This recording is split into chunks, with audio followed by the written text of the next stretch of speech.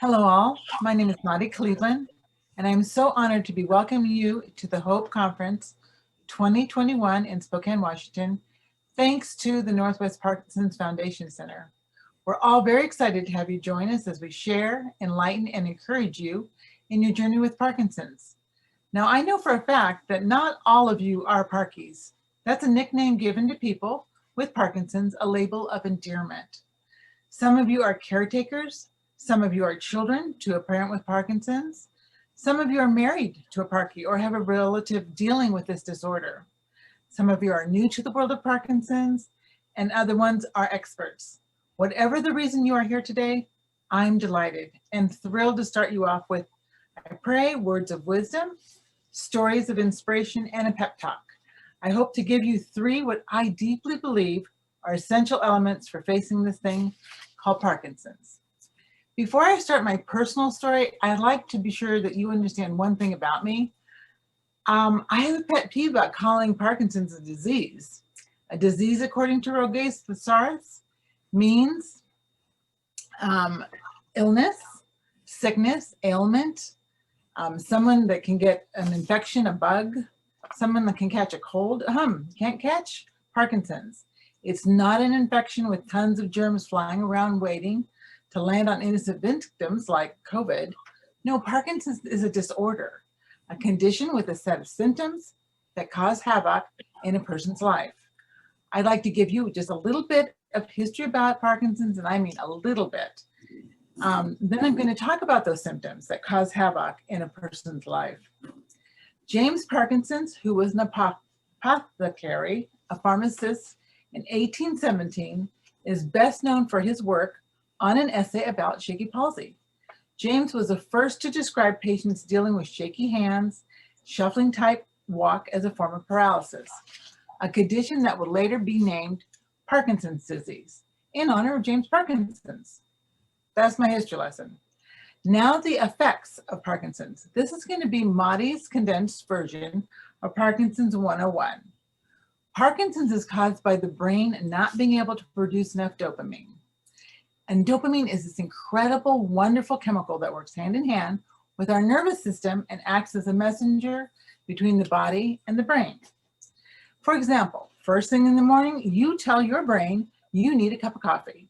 If you're like me, I traipse into the kitchen, push the grind button, set up my Italian coffee maker, and within 10 minutes, I'm drinking something so wonderful, I will be forever grateful to that person that discovered that beverage. I do it automatically. A simple, easy coffee and body day has started. Because your body said coffee and your brain heard you, the dopamine heard your brain and off you went to the kitchen. Maybe you're not even wide awake. But again, 10 minutes tops, you're going to be okay. Body, dopamine, brain, all working nicely together. When the brain lacks proper amounts of dopamine, mayhem begins. Your body tells your brain coffee and you can't even move from your bed. I call this Tin Man time. Every joint needs oil, Dorothy. Those of you who have watched The Wizard of Oz can totally relate to this feeling of Tin Man.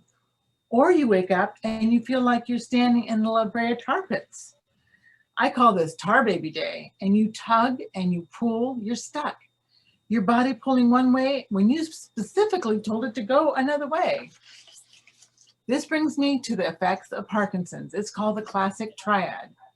Three major signs or symptoms that cause the medical field to look at a person and think, Parkinson's. First one is tremors. And they're the most common and they're the easiest to see symptom of Parkinson's. I call it shake, rattle, and roll day. Most of us have seen Michael J. Fox during an interview. Shaky body, jerking out of control. Tremors are one of the most common symptoms, but not every Parkie has tremors. And tremors in one Parkie looks way different in another one. My tremor personally took place in my core area. I literally vibrated like I was freezing to death, and it occurred most of the day. It didn't hurt as much as it was an inconvenience when trying to cut up vegetables to prepare a salad for dinner, cut up my own food at a restaurant, tie my shoe, button a shirt, sew on a sewing machine, fold laundry, wash dishes, play my guitar, change a baby's diaper, handwrite anything, or type on the computer. Forget about texting. And to top it off, the shakiness, well, it caused me to become absolutely fatigued. And by the way, there are tons of skills that we do, small motor skills, that are difficult and they were frustrating to accomplish. Next in line is rigidity, which caused most Parkies huge amounts of discomfort and pain that doesn't seem to want to go away with any amount of over-the-counter drugs, warm baths, or glasses of wine, especially in the neck, shoulders, and upper back muscle area. And it's actually one of the symptoms that most non-Parkies can relate to, especially in the time of COVID and Zoom. I mean, how many hours are you sitting in front of a computer? Stiff neck, stiffness in your shoulders, caused from sitting in front of the screen all day? Well, usually a hot bath in a normal situation, couple of aspirin, good night's sleep, voila, ready to start another day using Zoom and the computer again. Not the same for Parkie. Rigidity was my very first complaint prior to being diagnosed with Parkinson's. I never knew what was happening with my body. I just knew I hurt. And in order to explain to my husband what was happening, I told him I felt like a tin man. It gave a clearer picture to him during that time period that I was begging for anything that would make my muscles relax. Once I was diagnosed, I described my initial rigidity this way to my family in a letter I wrote trying to explain my Parkinson's at the onset of my journey. I said, you know, one thing that's killing me? Okay, not killing me, but kicking my backside very hard is rigidity in my upper back and top of my shoulders. They ache so much sometimes it sends me to a place of weeping, frustration, and feeling sorry for myself.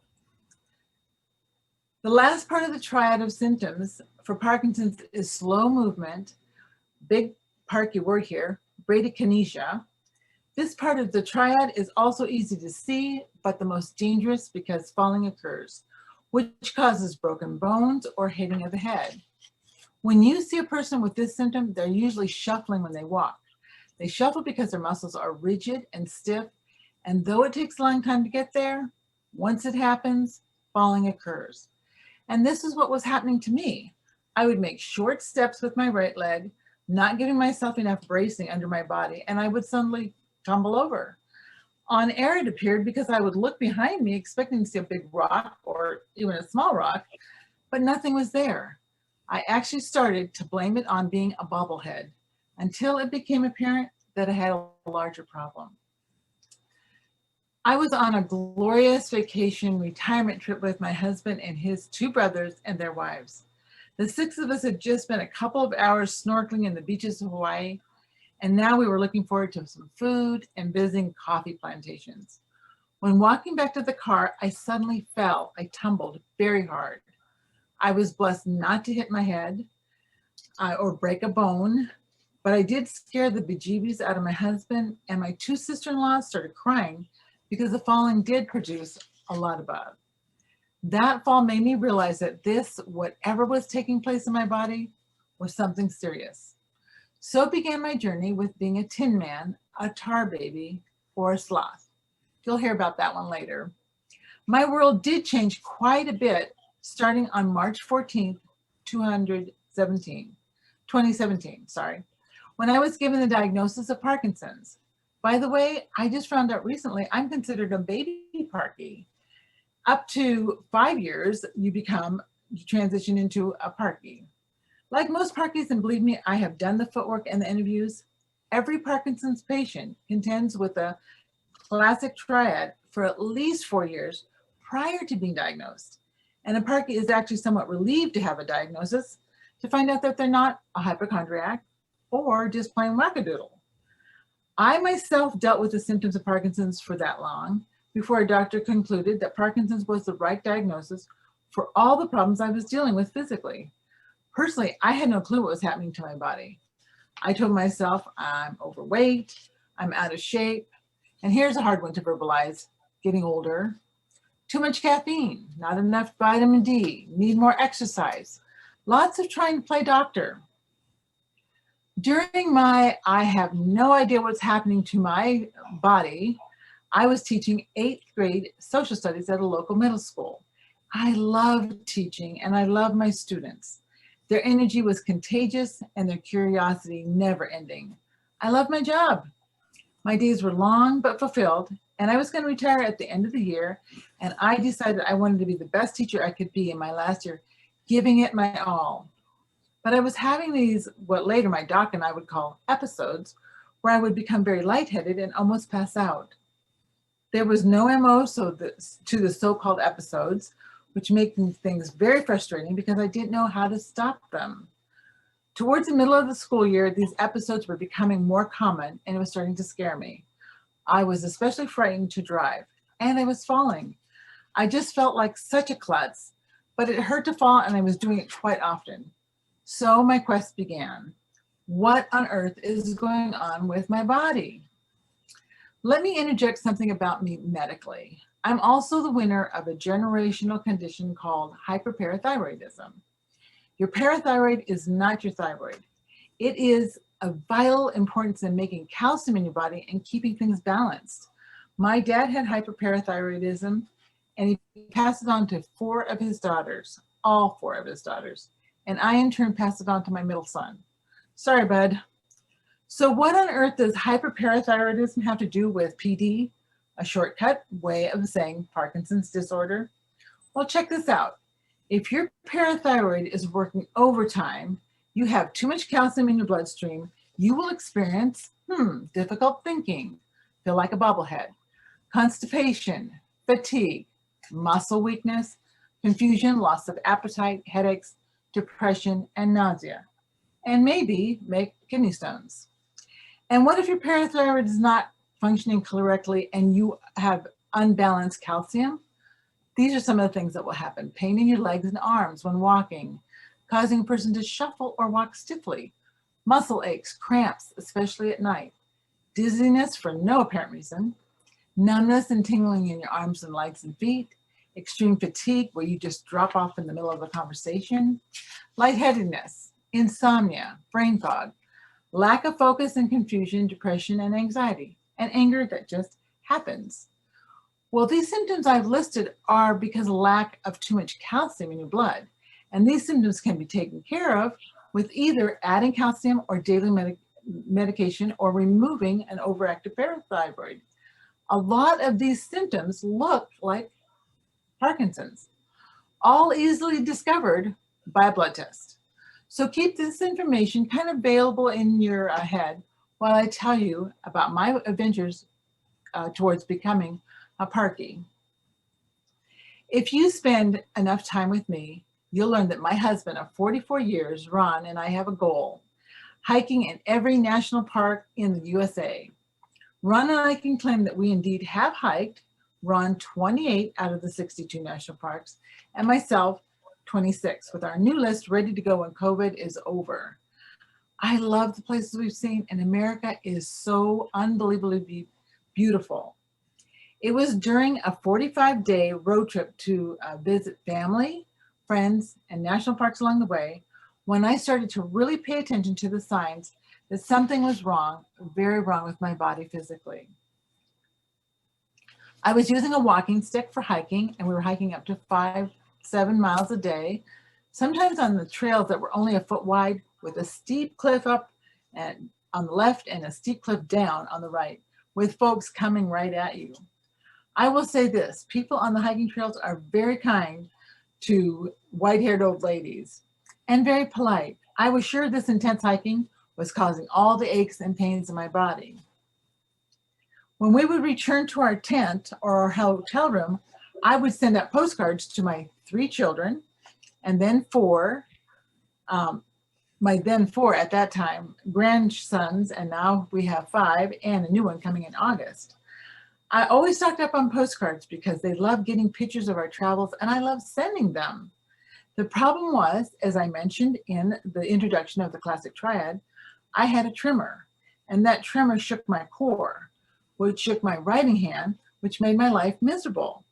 I have kept a journal since I was 9 years old and I love writing. Yet the ability to write for an extended amount of time was impossible. And I would try to send postcards every other day, but the frustration was taking its toll on my attitude and my emotions. I could barely read my handwriting, and my upper back and shoulders continued to ache and ache. I knew with all my thinking it was because of this intense hiking, and also I knew for the fact my calcium was off. Just call me Dr. Cleveland. I had Ron scout around until he could find some gummy bears, calcium gummy bears, to help raise my calcium, and I promised I'd check in the doctor when we were finished with our glorious adventure. On this specific trip, we were able to hike in 8 national parks, drove through 14 states. We saw and stayed at homes of 3 very amazing friends and homes of 7 family members. Traveling from Spokane to Houston, Texas, and back again through the state of California. It was absolutely the best trip. Yet I came home so stiff, cramping in my forearms, my jaw, and it was so weird. And I was also fatigued. If we went grocery shopping, I would desire just to lay on the floor of the store and take a nap. Then the test began. Blood drawn from that calcium test, right? Checking the calcium level that I knew was off. Well, I got tested, I got the results. Everything was perfect. What? Went to a heart doctor for that lightheadedness in my head. Tested, results, perfect. There were no problems. Next, ear, nose, eye doctor checking for the inner ear problem, seeing if maybe that was a reason for falling and the lightheadedness. By that time, I had quit driving altogether. Results, again, nothing. Nothing was wrong with me at all so far. And these tests weren't week after day. It was a like 6 month, almost a year period of doing these tests. And then I saw a seizure doctor that placed 35 electrodes all over my head, which I was required to wear for a week while I was teaching middle school. My kids, they were champs. But I knew that the stress of wearing this thing from my head to my hip, that box would tell me that I would have a seizure and I would finally get a diagnosis. Sorry. And if I could get this fixed, I could get out of the dark hole I was in.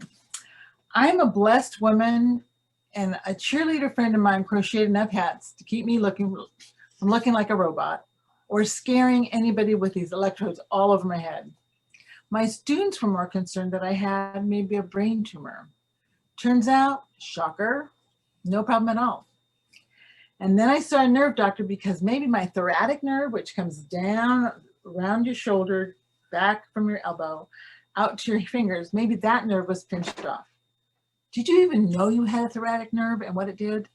Well, I knew for sure that was the problem, and I was eager for the surgery to stop the shaking of my core, the ache in my shoulders, and the lousy handwriting. I knew if I could get this fixed, I could get out of the dark hole emotionally I had created for myself, and I would have my life back.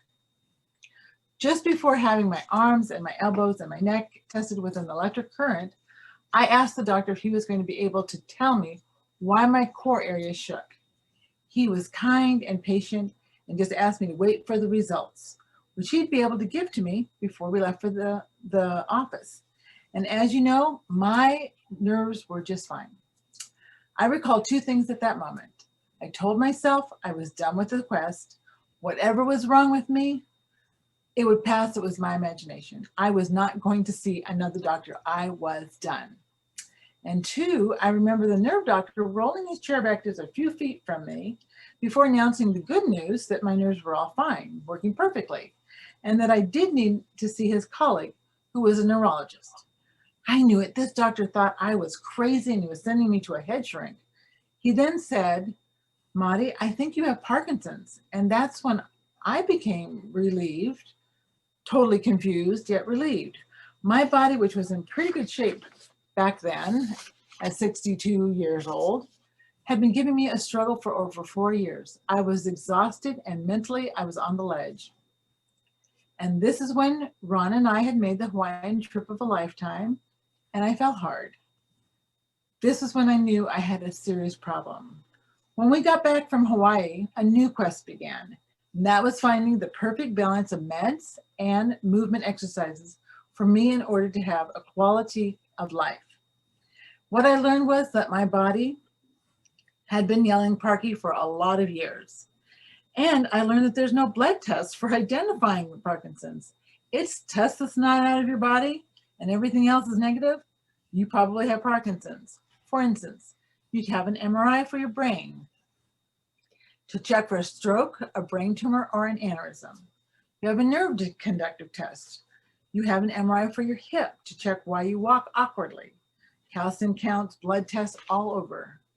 If all those are negative and you walk awkwardly and you do not swing your arm in a rhythmic way when you walk, my youngest sister, she's one of my very bold cheerleaders, told me that I walk like a Tyrannosaurus Rex.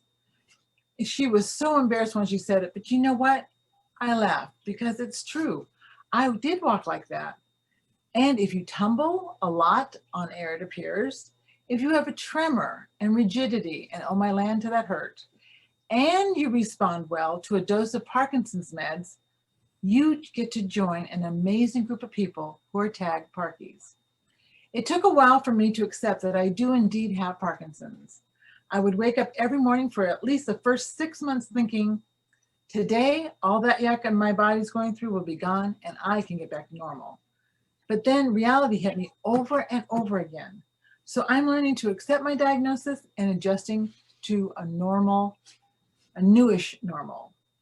In my family, we believe that knowledge is, well, knowledge. In Spokane, prior to COVID, and right after I was diagnosed, we had a Parkinson's Resource Center with a free library. I borrowed tons of books and began reading like a madwoman. I was going to become an expert on this disorder, for crying out loud, and I signed up for and was determined to go to every free class that was offered to support me in my quest to beat Parkinson's. Family members and loving friends started adding to my pile of must-reads about Parkinson's. Some good, some not so good.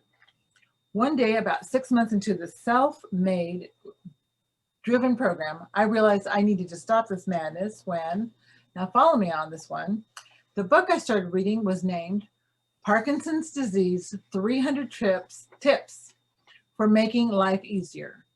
300, please tell me you're laughing right now. I packed up the books, returning them all to the rightful place and owners, and decided I needed a suspense novel that said zero about Parkinson's.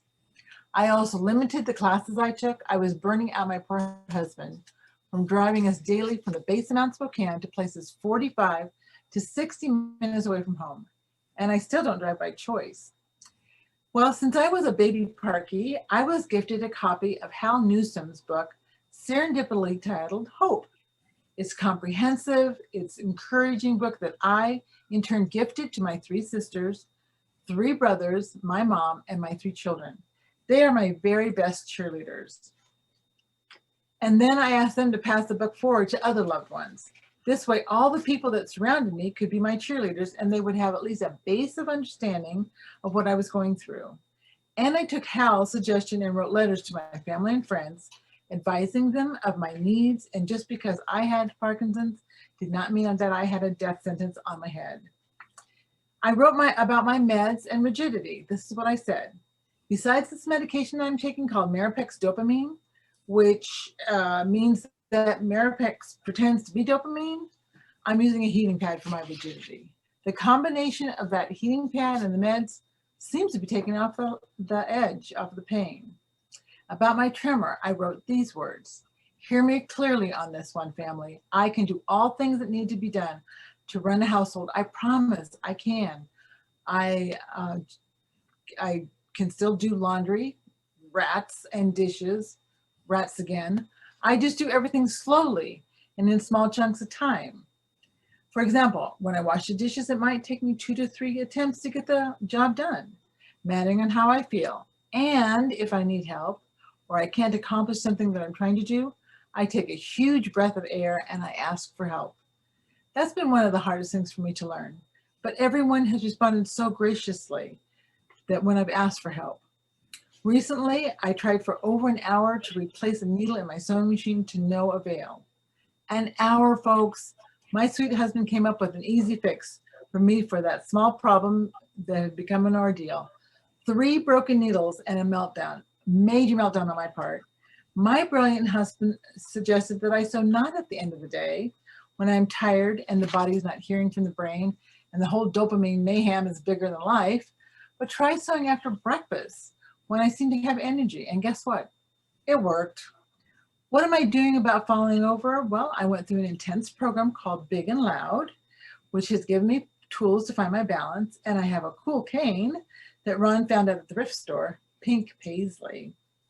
And a cheerleader friend of mine made me a beautiful walking stick for hiking out here on our land in order to retrain my brain that my body how to walk without tumbling. Do I still fall? Yes, I do. I have to work hard on that brain to dopamine body connection every day. I cannot lax on that one. Another cheerleader friend gifted me a stationary bike that her late husband had, and it's been awesome for both Ron and I to use. It's not only great for our cardio, but it strengthens my muscles in my legs, which are going to keep me walking for a longer time. And my husband, who is a great one for finding deals, found this outdoor 3-wheeler for adults. I was frightened at first to use it, thinking my anxiety towards being in charge of going and stopping would cause me physical damage. Would I be able to multitask, pump, steer, change the gears, watch for the traffic? It is amazing. Riding the bike not only gave me exercise and movement, it has given me freedom in charge of my own speed. It's one of the best gifts my husband has ever presented me with. My exercise movement abilities are stronger. And yes, I wear a helmet. So the letters help calm my loved ones down. Medication for me has been an adventure, but let me reassure you that right now I presently have a perfect balance of meds. My friend Leah, another Parky and a wonderful cheerleader in my corner, we call this perfect balance of meds Paradise Cocktail. It took over 3 years for my body to cooperate with the doses of meds my neurologist ordered, but starting in October 2020, the meds I take are working the way I have hoped for. And now that I have everything in place, I wake up 90% of the time and the yuck is gone, and I do feel somewhat normal. I do have to take meds 4 times a day, and moving is very vital for my emotional state as well as physically. I continue to hike our property with a goal of more national parks to discover in the future. And my husband and I are challenging ourselves this summer to participate in a hike on the Pacific Crest Trail for folks with Parkinson's. It's called the Pass to Pass and was created by a fellow Parky named Bill Meyer.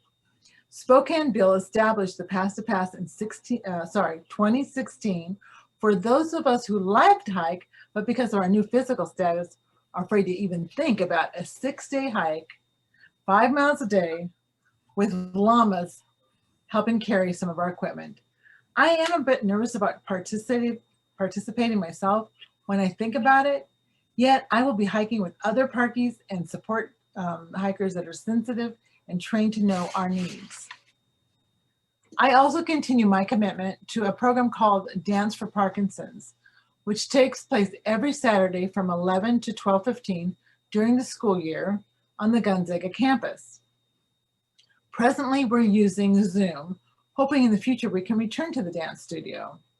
Dance students continue to make the commitment, volunteer to teach us, encourage us to move, and will not allow us to turn into tin men.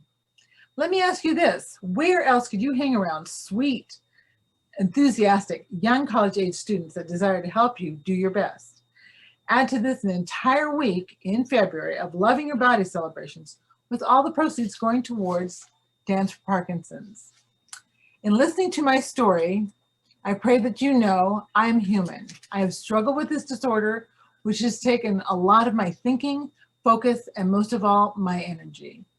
Not all days are puppies and roses.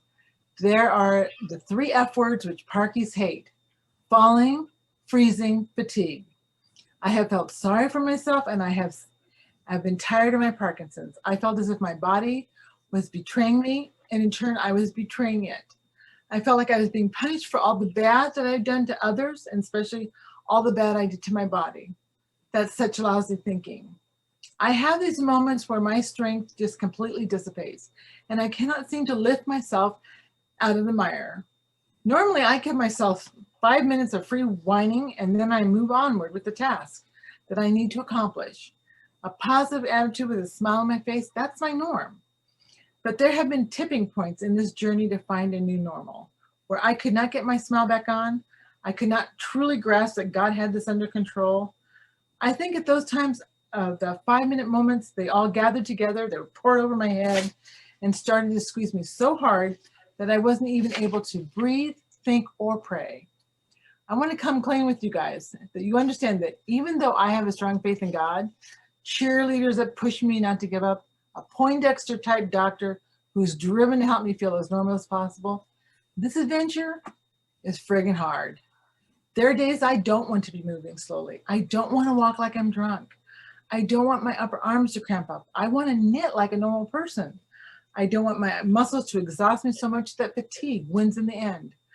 I'm tired of not being able to cut up my food like I've done for 60 plus years.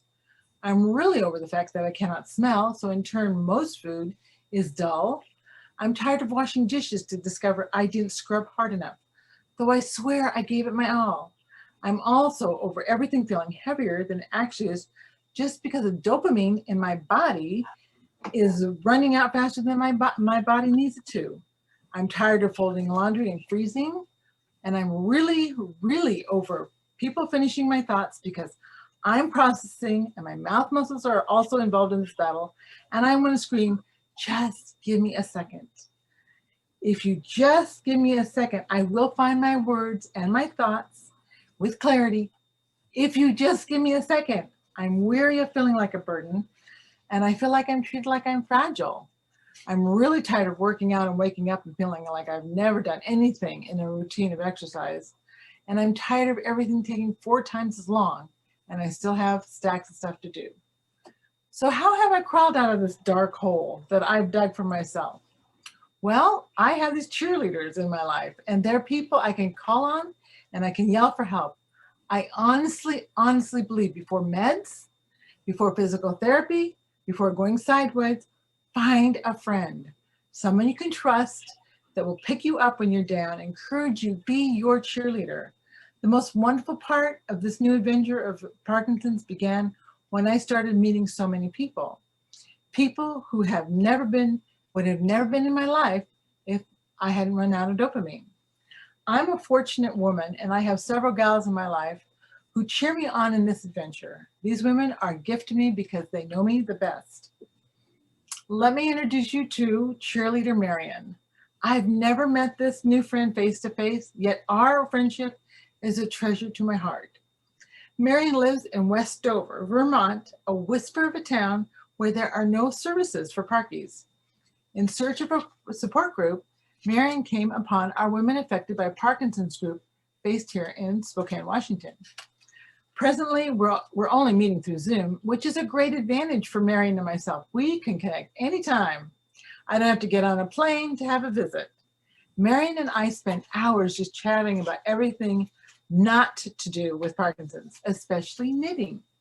She's a longtime knitter with wonderful hints and projects to encourage me. I'm new to the world of knitting. Both of us are determined that Parkinson's will not take away our love of taking a ball of yarn and creating hats, scarves, blankets, socks. We are each other's cheerleader in this area. And above all, Marion makes me laugh. Every time we talk or text, I laugh. That's a wonderful medicine for a Parky body.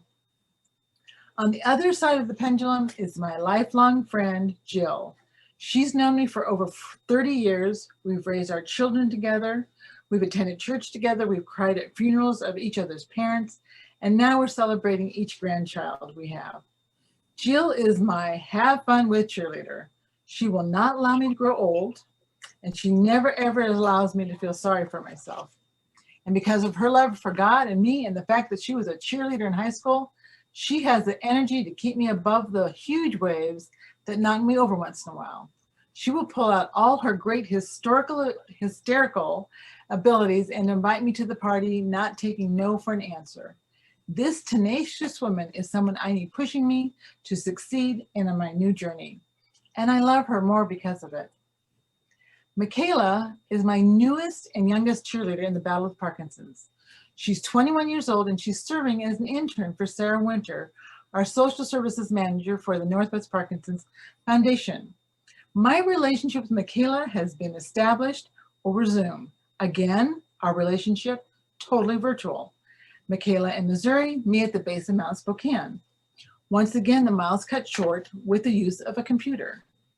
Michaela's heart is for people with Parkinson's, which matches my concern for the women who are touched some avenue by Parkinson's, but are isolated because of COVID. Michaela has taken on the role of guide and teacher, patient and supportive in the new world of Zoom. Michaela gets all the credit for my ability to use Zoom, sitting side by side with me over Zoom, and walking myself and other gals in our group through the steps of every detail, making it easier and less confusing to use this technology. Michaela's ability and ease with using technology has helped close that gap between the generations. One amazing feeling I have when being around Michaela is that we will be leaving our world in good hands in the future. Judy is a brand new Parky friend. We clicked the first time we met because I remember that overwhelming feeling of being diagnosed and having questions, but not knowing what to ask. Judy and I started our relationship talking about quilting. She's an expert. And hiking, both of us love it. And then meds. We are both still new to this adventure, and I always look forward to my precious time with this cheerleader. Not only because of our connection, but because I can be her cheerleader. I am so blessed because I have 3 younger sisters, each one playing a huge role as a cheerleader in my life. Dina is the sister who challenges my brain as she cheers me on. She created the visual that you're enjoying today. Dina and I meet virtually every Tuesday for 1.5 hours to broaden our thinking and raise our knowledge by reading and discussing very challenging books. Starting in May 2020, both of us were intrigued by a book called The Book of Delights, and we decided to jump in with both feet and discover things about our world and things about each other. Thus began a book study with my book buddy.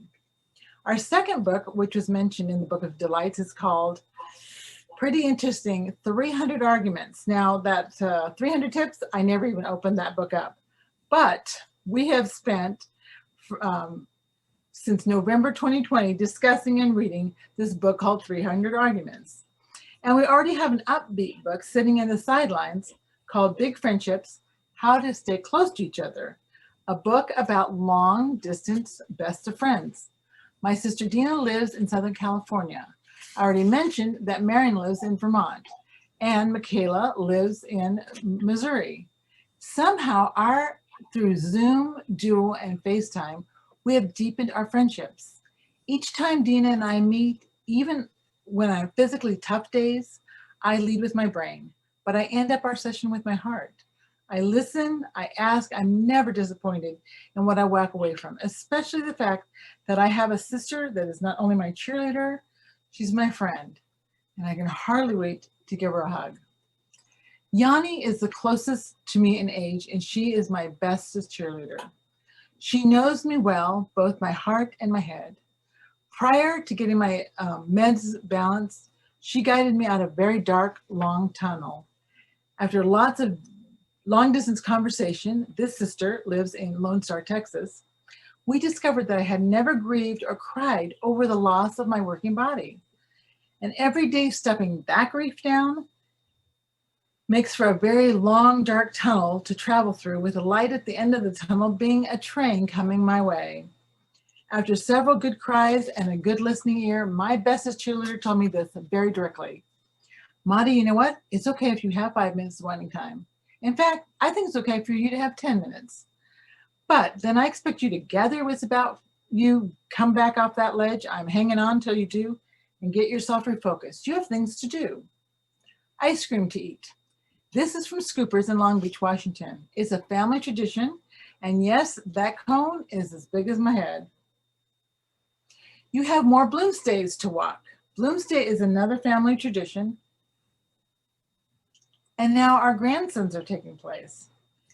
You have grandbabies to kiss and being called Situ, the Syrian name for grandma and a name of honor and love. National parks to hike, cruises to experience, piles of books to read, movies to watch, and a ton of podcasts to listen to, not even to talk about all the many crafts you want to make. With the care that my sister, my bestest cheerleader, gave me, the healing started. I have a bit more zip in my doodah. I give myself permission to take breaks and I ask for help. And I'm learning that I might not be able to serve society the way I want to do it, but I can listen and I can pray and I can be fully present, even if my body's acting up. I had a rough patch there for a bit, and I might have another one in the future, but I'll be reaching out a lot faster for that helping heart. Parky, Tin Men, and Tin Women, tar babies, work every day to accept this new lifestyle. And you may be wondering, what can you do, Parky or not, to support someone with Parkinson's, to be their cheerleader? Well, the first thing that I recommend is remind them sweetly not to shuffle. Sweetly. You don't want to see them fall. Talk about Parkinson's. It's okay to ask questions. Be straightforward. In my case, you will not offend me. Will I always have an answer? Probably not. And it may be, but it might be something I should be learning about. And you questioning me makes me feel like you care about who I am. If you offer to help Parky with a job around the house or wherever, they may have to process the fact that they need that help. Allow the process time. We'll get better about requesting help and accepting help. Also, talk directly to a Parky. Don't talk over a Parky like they're not in the room. We haven't lost our marbles, just our dopamine. Encourage your Parky to be honest about what kind of day they're having. If it's a shake, rattle, and roll day, that's going to require more time for them to accomplish anything. If it's a tar baby day, there's going to be crying at the drop of a hat. They'll get over it, I promise. If it's me, just give me a hug, help me not to go sideways, and if you have strong coffee and dark chocolate at the end, that's going to help. Two last items I want to share before I close. Remember I told you I'd teach about the sloth?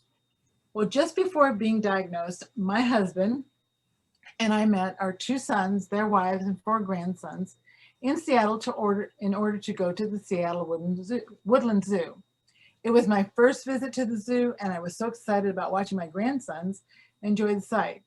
But it was a very, very, very, very slow day for me. And I was begging my body to hurry up and as we visited each exhibition, but it would just not cooperate with me. Everyone was being polite and patiently waiting for me at each display, but I knew they were having a bit of a hard time holding back those boys from going on forward. And then I came upon the sloths. Here was a creature hanging from a branch, crawling, if you can even call it that, along the branch, staring at me with a perpetual smile, moving in slow, animated slow motion. And this is where I got the sloth day. And to tell you the truth, I'd rather be called a sloth than a Parky. They're so cute. And this particular one was looking at me, and as I interpreted his face to say, I am going fast, I was able to show it to my family, and in a fun way, they were able to understand how I felt. At the very beginning of my talk, I said I had 3 essential elements for facing this thing called Parkinson's, and I'd like to finish with these things. You heard me talk about cheerleaders. Find 1, find 2, find 3. Whatever you do, find a cheerleader with or without Parkinson's, someone that gets you and that you will listen to. And here's another thing. If that cheerleader says, call me, call. Call when things are going sideways and you can't even move. And then call to celebrate and talk about something other than Parkinson's. So many other rich topics to cover in life. My very first Parky cheerleader was Sally Sullivan. I'd only been diagnosed for 4 days, and we were invited to a gathering of Parkies and their care partners, wives, husbands, sisters, friends. I was completely overwhelmed with this new verbiage, and when people around me start talking about this wire thing going into your brain, I thought I was going to throw up. Here's that Sally, knowing I was overwhelmed. She asked me questions that had nothing to do with Parkinson's, allowing my blood pressure to calm down enough to realize this is the person I would like to get to know. Well, almost 4 years later, Sally and I facilitate a support group called Women Affected by Parkinson's. We're presently meeting through Zoom, thanks again to Michaela, and we serve together, supporting each other in our journey and in our role as facilitators. Our group is a social group, and we laugh and we have a great time, but we also talk about Parky stuff and try as hard as we can not to leave anyone without an answer or hope for a better day. Behind these two facilitators, Sally and myself, is a cheerleader named Sarah Winter, whose role for the Northwest Parkinson's Foundation is Social Services Manager.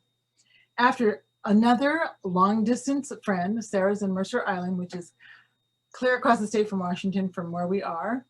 She gathers facilitators from all over Montana, Alaska, Idaho, Washington, and British Columbia, and Australia once a month for a facilitator training and support group. The time is so precious and it is filled with information and most of all, encouragement. Most of the facilitators are volunteers who desire to exchange ideas, learn from each other, and gather resources and network in order to not get burned out. Sarah is a hip-to-hip leader who keeps us charged and available to find an answer if we don't have one. This cheerleader is the kind I desire to have in my corner when serving society. Which leads me to the next element, labels. You have heard them throughout my talk: Parky, Tin Man, Tar Baby, Sloth. Fun names to get a bit of humor as part of our day. But do not allow Parkinson's to define you. I am a daughter, a sister, a wife, a mother, a grandmother, a teacher. I was an interpreter for the deaf, a worship leader, probation and parole officer, a knitter, a quilter, a long-distance swimmer. I was retired, I'm a hiker, I'm a friend, I'm a co-facilitator, I'm a cheerleader. Consider making your own list of who you are besides being a person with Parkinson's. Do not allow this disorder to take away from who you are. In April, the Northwest Parkinson's Foundation, under the guidance of Betty Jane Camp, created a fun event called Poetry for Parkinson's. And last April, I helped guide a poetry workshop, and we were asked to write a poem that we might share with others. I was honored when my cheerleader friend and fellow poet allowed me to share her poem with you today, simply titled Parkinson's by Leah Bosch. It is hard to describe the impact on everyday life because it affects everything: breath, step, word. But we still have hope, courage, strength, because PD does not and never will define us, because we have each other and we are tough, so tough. Thank you, Leah. This visual hangs in the office of a woman who coached me through water aerobics prior to COVID. It reminds me that yes, I am in the fight of my life, but it will not define me and it will not get the best from me.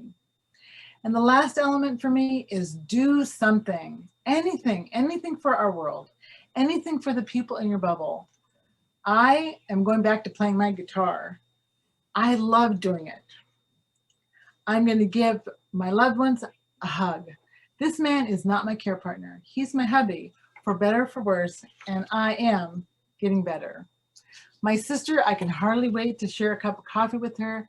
I love to sit, and we never ever run out of things to talk about. Find time to be with your loved ones, COVID or not. And take care of yourself. You're the only you on this earth. And share your story. It's the most precious thing you can share. It may help a Parky, it may not. It'll help a grandchild, though, for sure. Understand who you are. I'm sure it will lift their spirits. Thank you and enjoy the conference.